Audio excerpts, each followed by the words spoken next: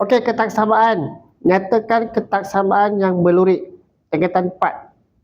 So, di sini kita kena buat persamaan dulu. Persamaan kita buat formula ni. Y sama dengan mx tambah c. Tapi di sini kita ada satu masalah juga, kita kena cari m. Kecerunan kita. Kecerunan kita gunakan formula y sama dengan negatif y per x.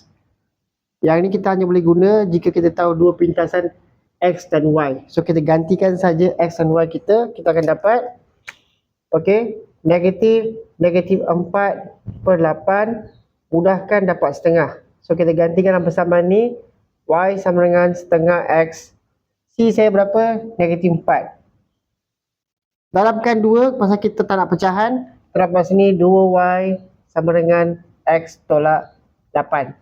So, graf saya lurik sebelah atas, maka ketaksamaan saya akan jadi lebih besar sama dengan x tolak 8. Kenapa ada tanda palang di sini? Kerana garisan saya adalah garisan yang lurus, bukan putus-putus. Okey?